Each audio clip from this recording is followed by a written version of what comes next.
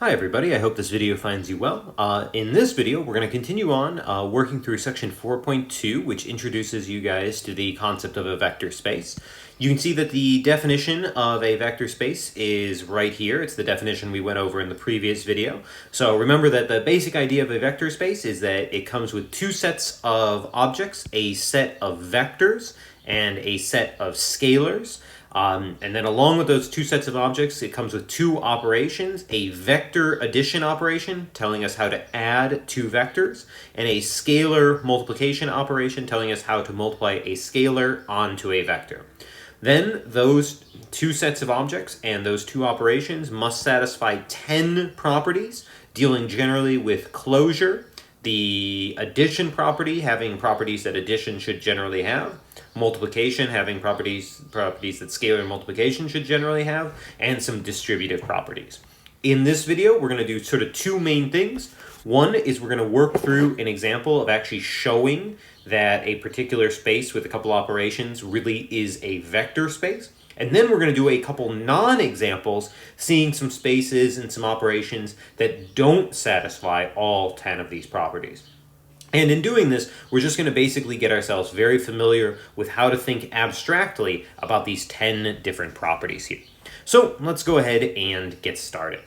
So for our first example here, we're going to take a look at this sort of space. We're going to look at the polynomials of degree 3 or less with the standard operations of polynomial addition and scalar multiplication, and we're going to try to show that that's a real vector space.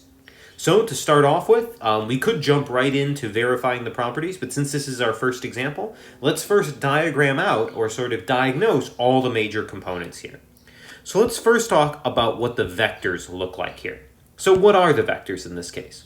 Well, the vectors here are the polynomials of degree 3 or less. So we could just say those are the vectors, but we can also sort of talk a little bit about what they look like. So the vectors here would be objects that look like ax cubed plus bx squared plus cx plus d with a, b, c, d elements of the real numbers. So that is what a degree 3 or less polynomial looks like. And that's a good description. That's actually the best description we could give of a degree 3 or less polynomial, right? It's got an x cubed, an x squared, an x, and a constant term. Obviously, some of these could be 0. It might even be a 0 here because maybe it's only degree 2 or only degree 1. But this is the general form of a polynomial of degree 3 or less. What are our scalars going to be? Well, we're trying to show that it's a real vector space. So that means that the field here, the scalars, is going to just be the real numbers. Now, we don't really need any fancy notation, nor do we really need to explain how polynomial addition works, since we're just going to be using the standard one. But again, just to get some practice here, let's actually go ahead and write out what the definition of polynomial addition would be. So if we have two vectors here, so something that looks like a1x cubed plus b1x squared plus c1x plus d1, and then we do vector addition, which in this case is polynomial addition, with a2x cubed plus b2x squared plus c2x plus d2. What would be the result of that? Well, we know that the like terms would combine. So this would become something like a1 plus a2x cubed plus b1 plus b2x squared plus c1 plus c2x plus d1 plus d2. That would be how we would define the vector addition, just as normal polynomial addition. Scalar multiplication, similar. We'd have k, and then our scalar multiplication with something like a1x cubed plus b1x squared plus c1x plus d1. And what would that look like? Well, that would become ka1x cubed plus b1x squared plus kc1x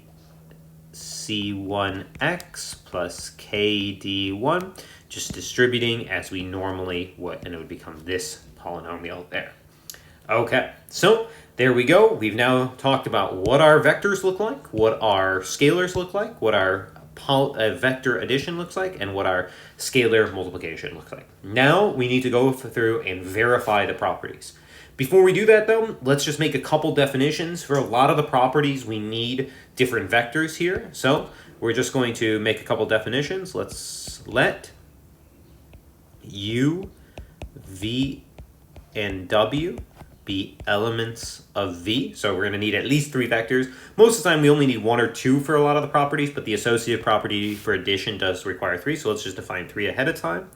So let's have U be A1x cubed plus B1x squared plus C1x plus D1. Let's have V be A2x cubed plus B2x squared plus C2x plus D2. And let's have W be A3x cubed plus B3x squared plus C3x plus D3. And also let's let K1 and K2 be elements of the real numbers here. So we're just going to set all that up ahead of time. Now we need to verify the 10 properties. Okay, so we'll do this over the next couple pages. We'll go property by property and actually verify that all 10 properties are satisfied. But we will use these definitions without having to redefine the different elements over and over again. So we've got sort of our notation for at least 3 abstract vectors and at least 2 abstract scalars, just because we're going to need that many for these properties here. So let's go ahead and start confirming these. So property 1 is closure under vector addition. So what do we have here? So we have let U and V, I'll zoom in just a little bit, yep, there we go, elements of our vector space V. What do we need to show? We need to show that if we add them together, the result will also be in V. So that's what we need to show. So let's go ahead and do that. So according to our previous definition, we defined U to be that A1x cubed plus B1x squared plus C1x plus D1 and V similar. So we know how to add those two things together. That would become A1 plus B1 x cubed. Oh, my apologies. It would be, the way we defined it would be A1 plus A2 x cubed plus B1 plus B2 x squared plus C1 plus C2x plus D1 plus D2. Now, we need to verify that this is in V, which means we need to verify that this is a degree 3 or less polynomial. To be honest, in this form, you could definitely just say that. You could just easily note that each of these things here, well, we're going to have a degree 3 polynomial. If you wanted to be a little fancy, you could redefine the constants just to make it really clear. So let's just go ahead and let A1 plus A2 equal A prime, B1 plus B2 equal B prime, C1 plus C2 equal C prime, D1 plus D2 equal D prime, and then we'd have U plus V would be A prime x cubed plus B prime x squared plus C prime x plus D prime. That is clearly a degree 3 or less polynomial. So we know that that is an element of V, and we're all good. So in other words, all we're saying here is that if you add 2 polynomials that are degree 3 or less, you will get a polynomial that is degree 3 or less. So we're all good with the first property. Property 2, we'd like to show closure under the scalar multiplication. So we're going to let U be in our vector space V and K1 be an element of our field. Now, we don't need to say of our field. We can just say of R because we know we're working in the reals here. So let's need to show that K1 U is, let's make our notation a little nicer there. We need to show that K1 scalar multiplied with U is an element of V. So let's go ahead and do that. So K1 scalar multiplied onto U according to our definition. Again, remember U is A1 x cubed plus B1 x squared plus C1x plus D1. So when we do that multiplication, you would get K1 A1 x cubed plus k1b1x squared plus k1c1x plus k1d1.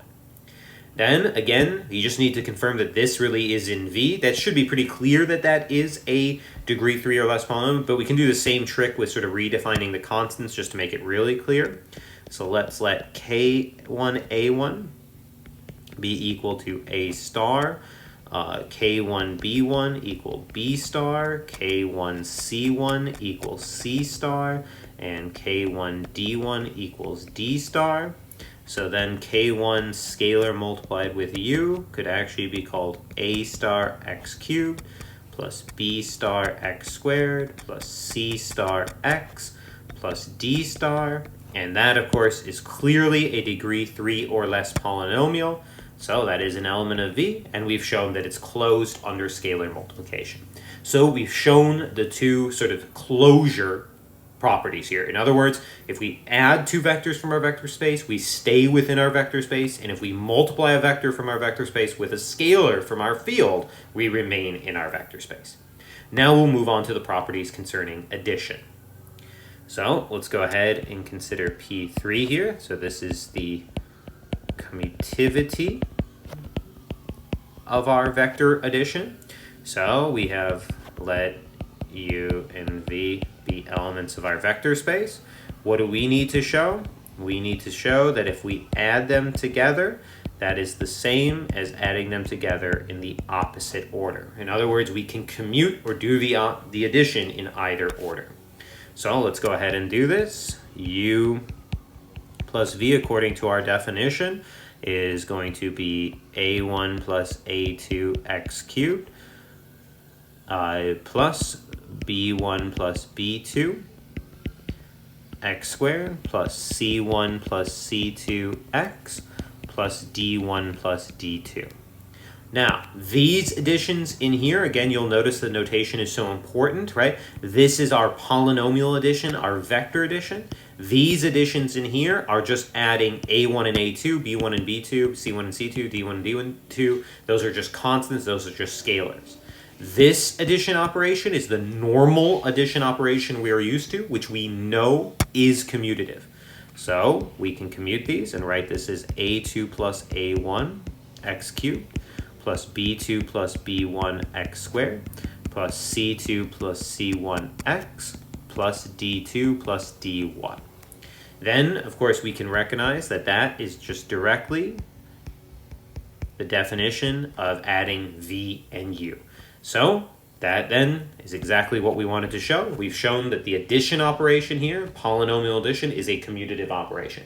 Did we already know this? Yeah, you guys have added plenty of polynomials before, and you know that adding functions in general is commutative, but now we've officially sort of confirmed it in this sort of setting here. All right. Property 4 is we need to do associativity of our vector addition. So this is where we need 3 arbitrary vectors here.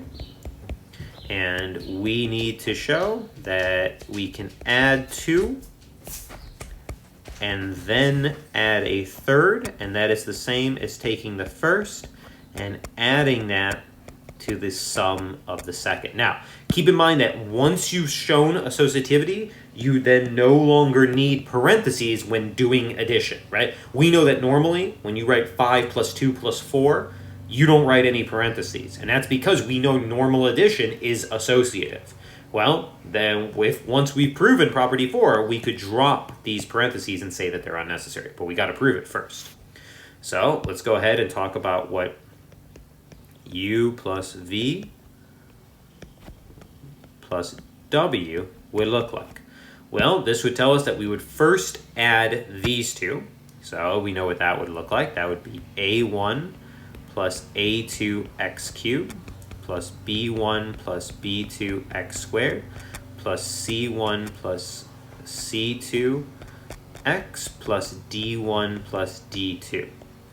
Now that would be a vector, so we'll close that whole thing off, and then that would be plus our W vector. Now remember, our W vector is defined as A3x cubed plus B3x squared plus C3x plus D3. Now we would take all of this and add it to this guy. So this would then become a1 plus a2 plus a3x cubed plus b1 plus b2 plus b3 x squared plus c1 plus c2 plus c3x plus d1 plus d2 plus d3. Now, let's take all these, and we sort of want to get it to here. So let's take out the a1x cubed, b1x squared, c1x, and d1 and pull that out.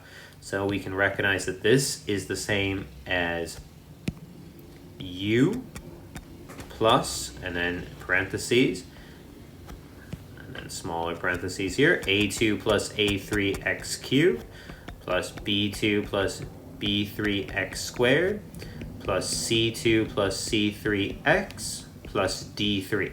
Notice again, this would be vector addition because here's our polynomial u, which is a1x cubed, b1x squared, c1x, and d1. That's out here, and then there's our other polynomial there.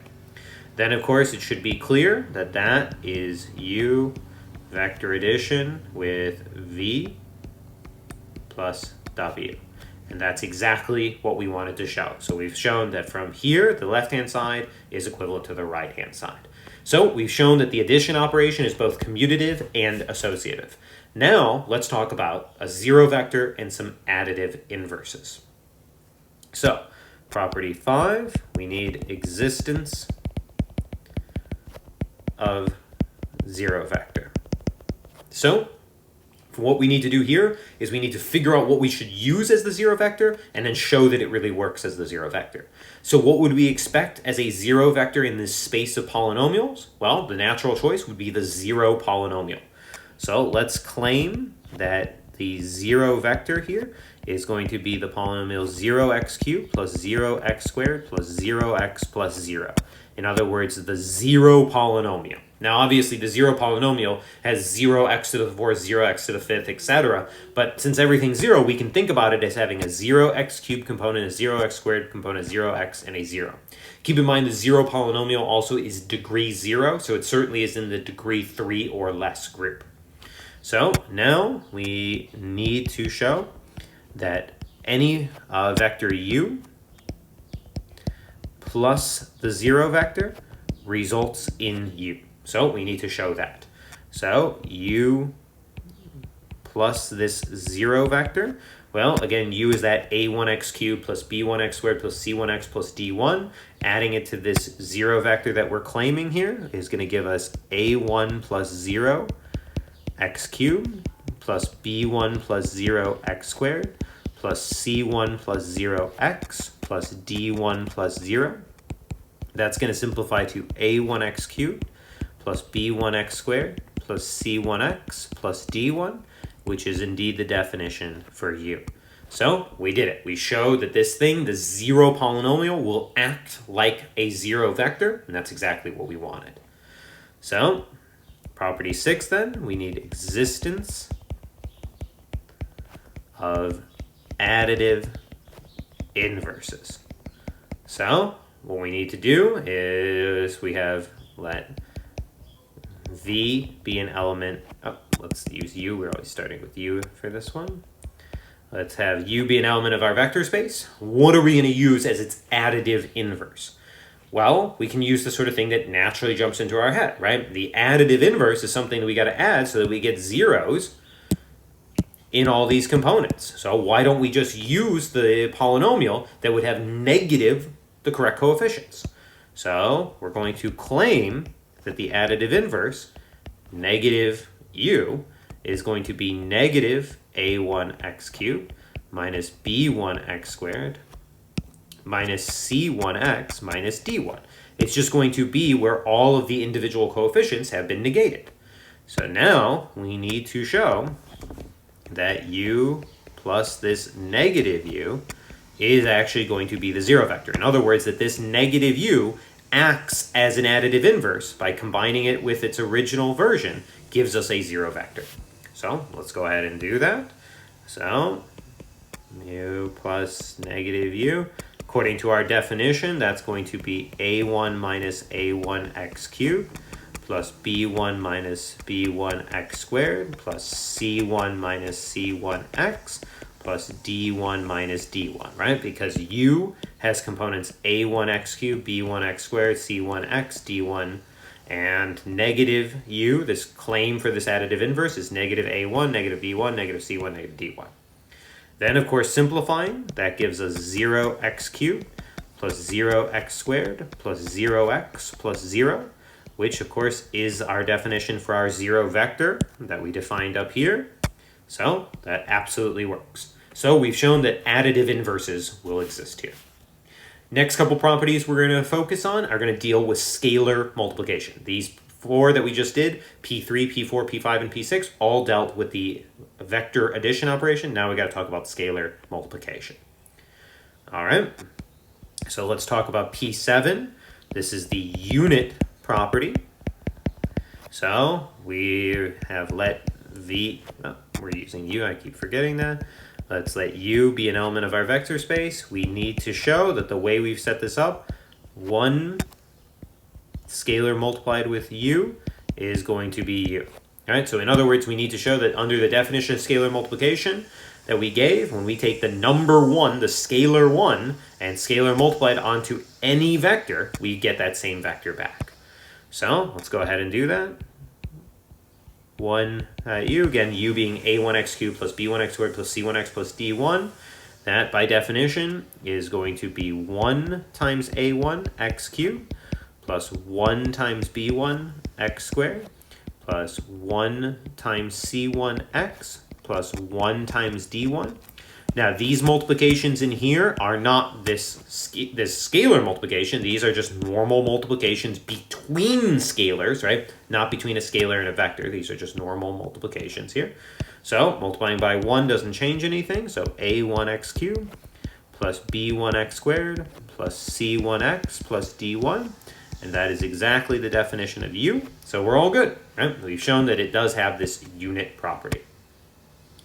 Now we need to show the associativity of scalar multiplication.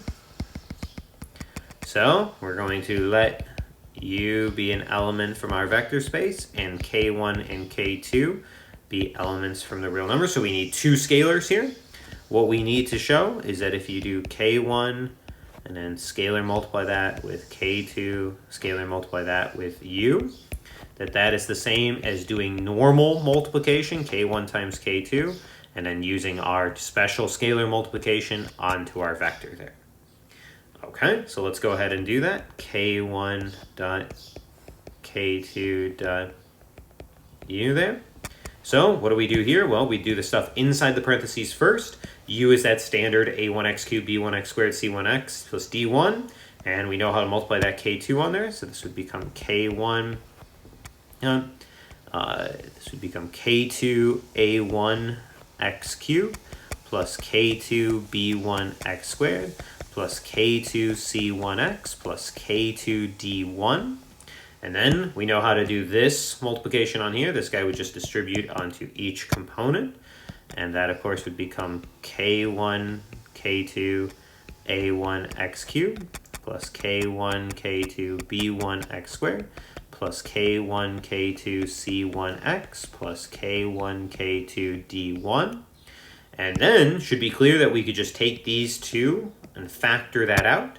So this would become k1 k2 times, and then we have a1x cubed plus b1x squared plus c1x plus d1.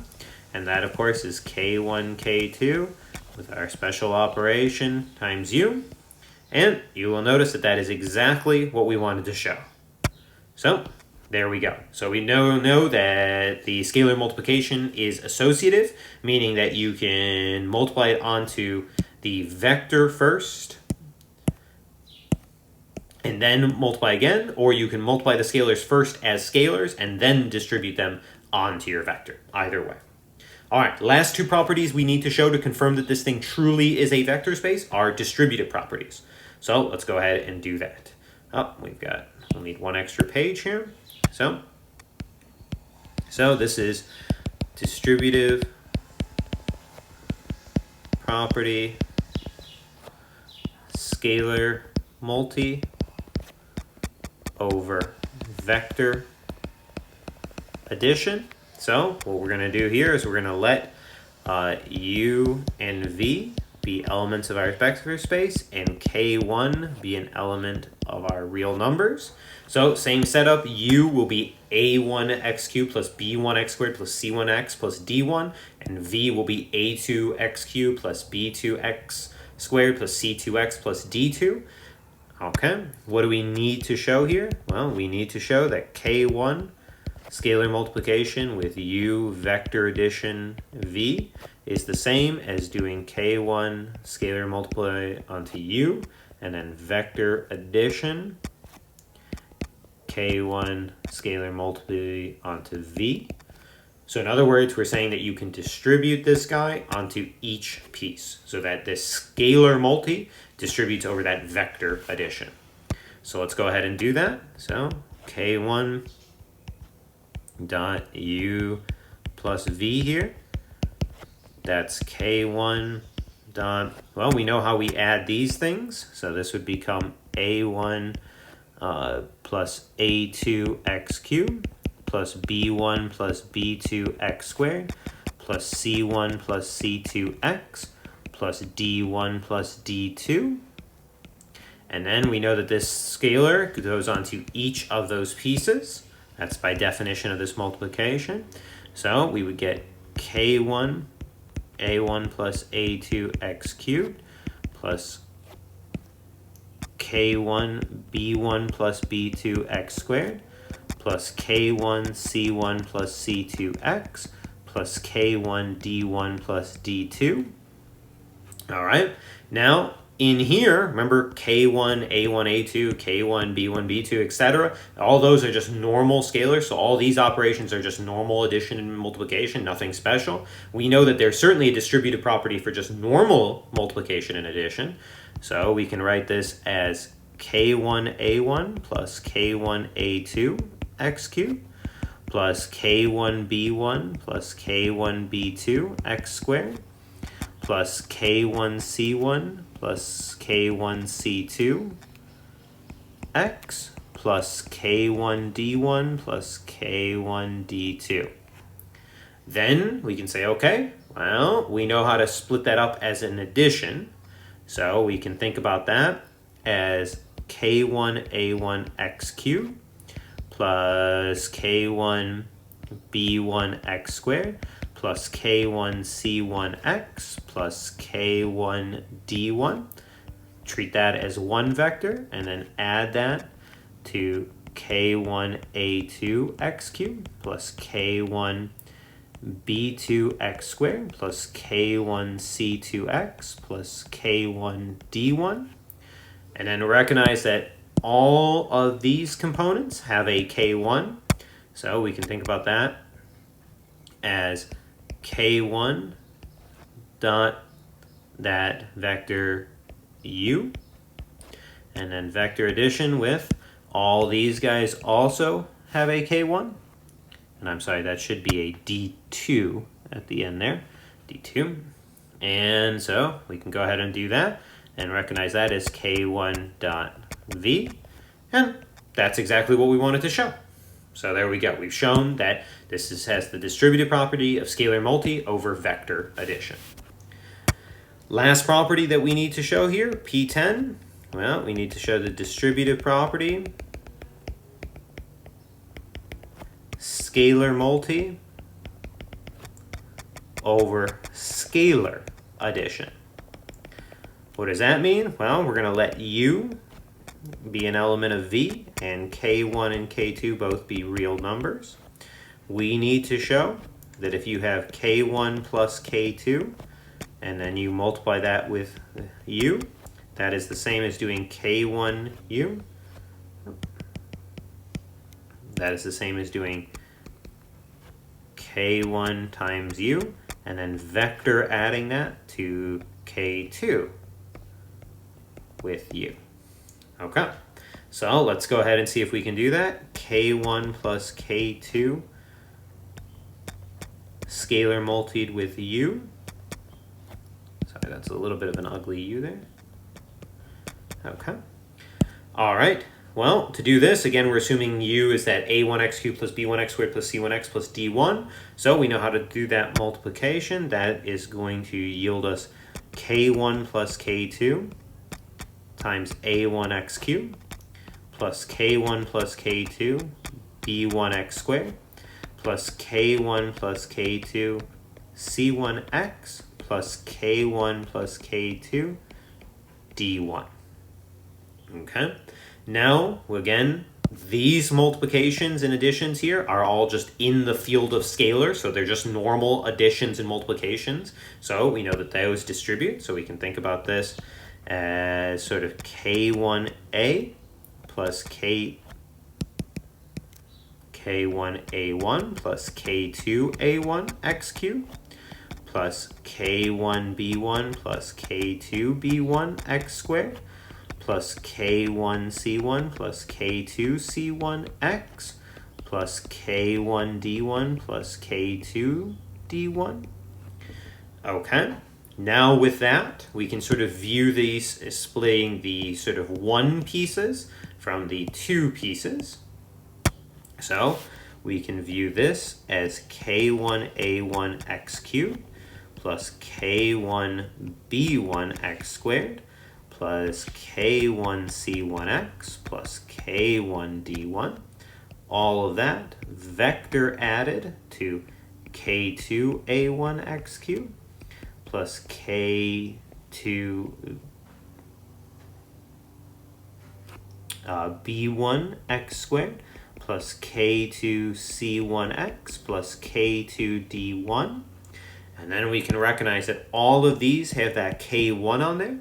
So this would be K1 with our vector U.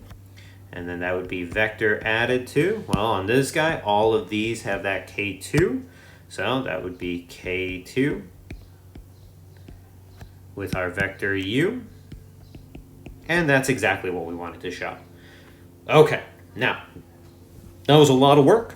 10 properties we went through and confirmed. So that does show that this is a vector space. So the polynomials of degree 3 or less with standard operations is a real vector space. So we've actually shown that this thing, the space polynomials, acts like and acts as a vector space. Now, as you guys can imagine, this is a lot of work to do this. So we're not going to do this very frequently. When we get into section 4.3, we're going to see that if we're working in a space we already know is a vector space, then a lot of these properties can sort of be ignored and we can just focus on the sort of closure properties. But for right now, if we don't know something is a vector space to start with, we have to build it from scratch and we have to confirm all 10 of these properties. Now, really quickly, we're going to take a look at a couple of non-examples. What I mean by that is we're going to look at some other collections of vectors and operations that fail different properties.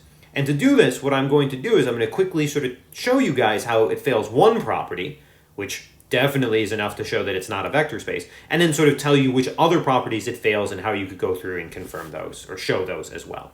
So let's get to these non-examples real quick. All right, so our first non-example, we're going to show that the polynomials of degree exactly 3 do not form a real vector space with the standard operations of polynomial addition and scalar multiplication.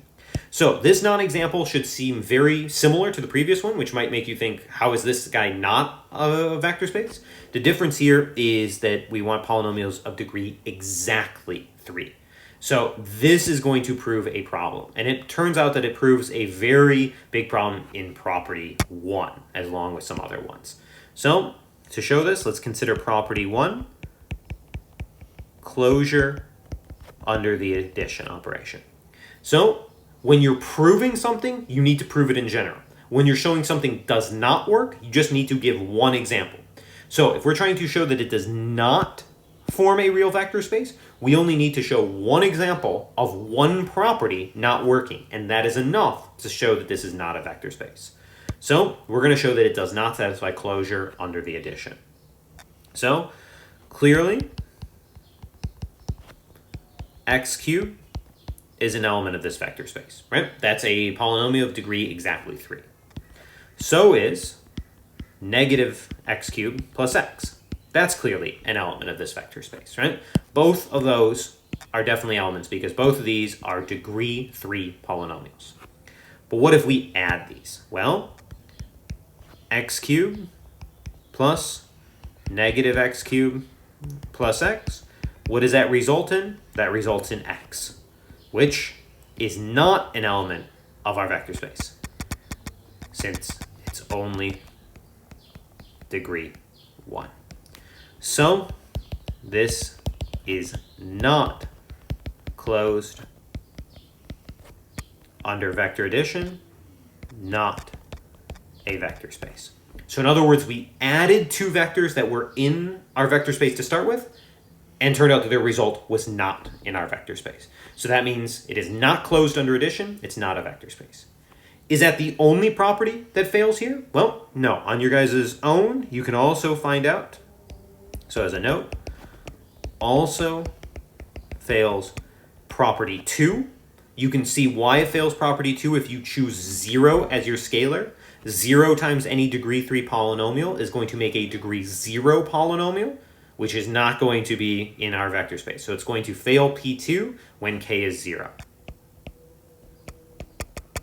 What else does it fail? Well, we already sort of mentioned it. P5, the 0 vector, is not in V because the 0 polynomial is degree 0, not degree 3. So the 0 vector won't be in there.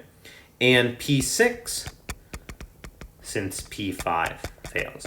Now, you could sort of argue that P6, you could say, well, if you have a polynomial that's degree 3, then the negative of that polynomial is also degree 3. But it doesn't really make sense to talk about P6 because P6 requires that you're saying that there is a 0 vector and P5 fails in this case. So it's not really well defined whether or not P6 is satisfied or not, but I would say it fails also because P5 fails. If you go through and you try the other properties, so things like P3, P4, P7, P8, P9, P10, all of those will be satisfied. How do we know that? Well, because we're still using the standard operations of polynomial addition and multiplication, and if you sat through that 30-minute derivation, you'll know that all those operations work there. So all the other properties will hold. It just fails these closure properties, and it fails these ones relating to the 0 vector and the additive inverses. That means this guy is not a vector space. Of course, as soon as I did this, I didn't even need to talk about these if all we were interested in is a yes or no binary question of, is it a vector space? Okay, let's look at another one. So here's another non-example. So the vectors in this are going to be more traditional vectors. So they're going to be things that are AB, so like normal sort of 2-dimensional vectors.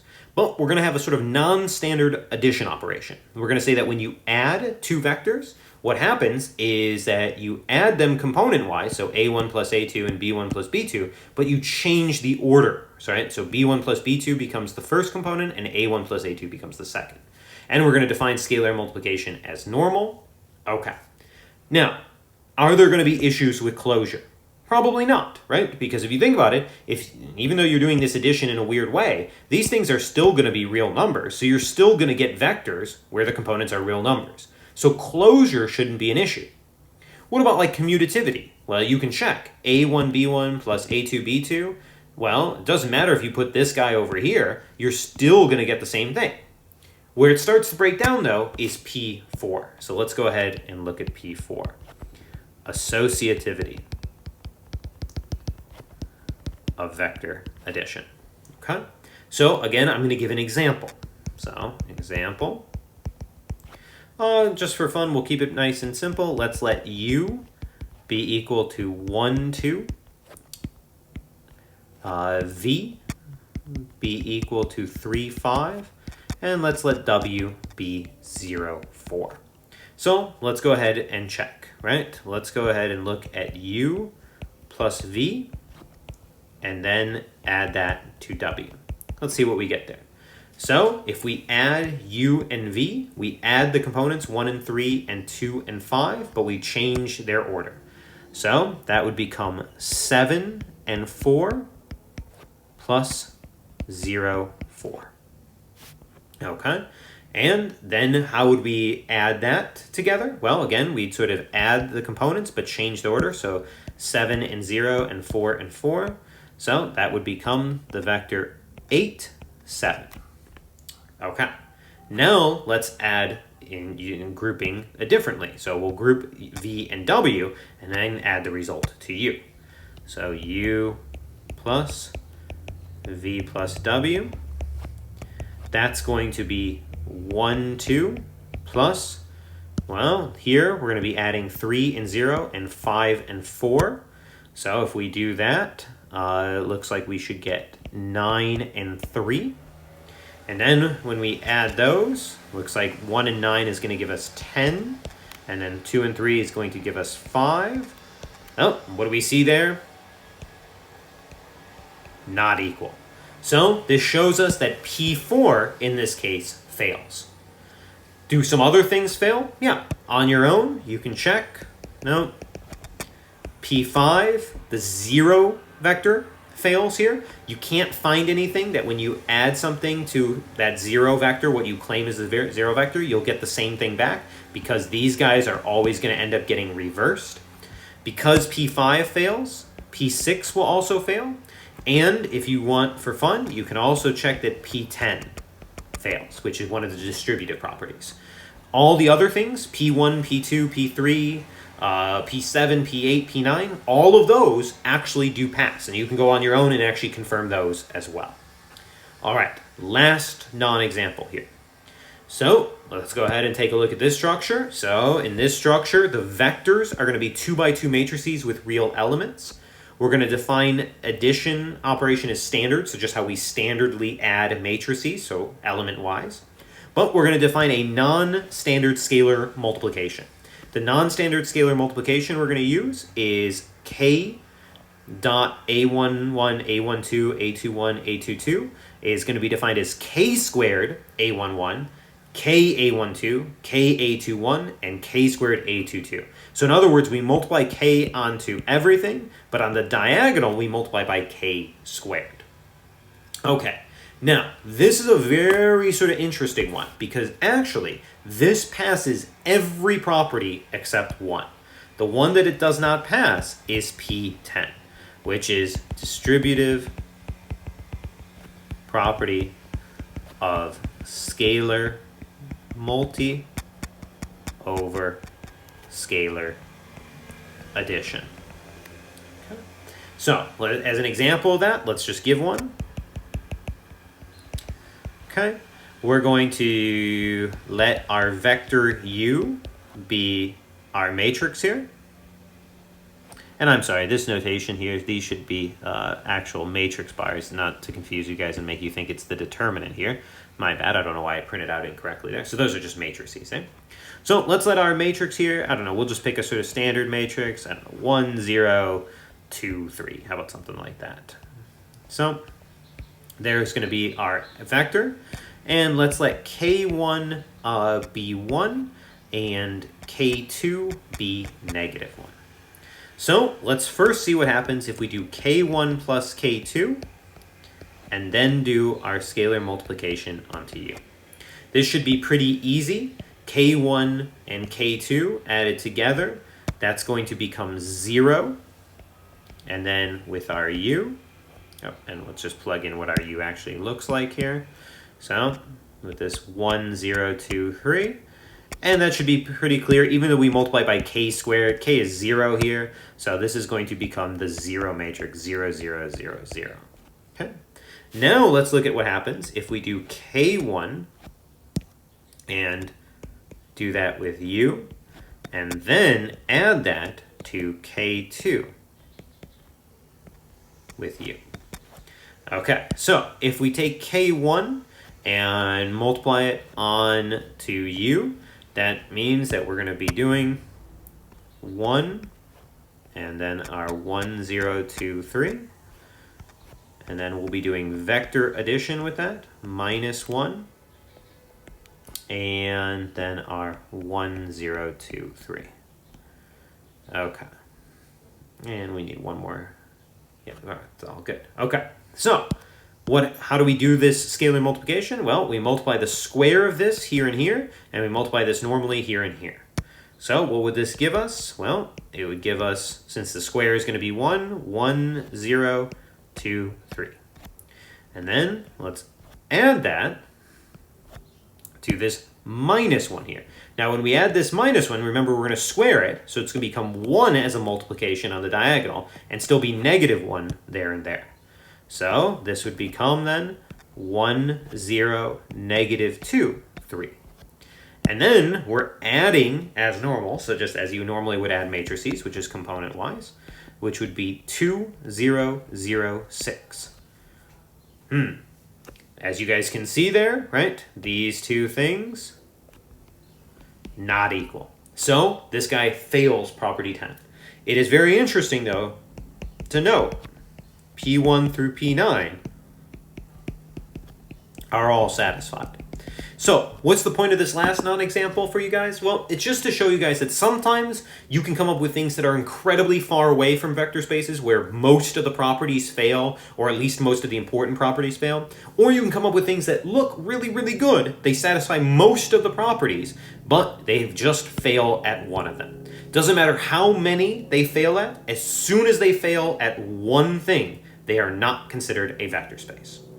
All right, in the very last video of this section, which you will see next, we will take a look at one more full proof that something is a vector space, along with some properties that follow from the 10 properties that we defined. So, until then, I hope you guys have a good rest of your day.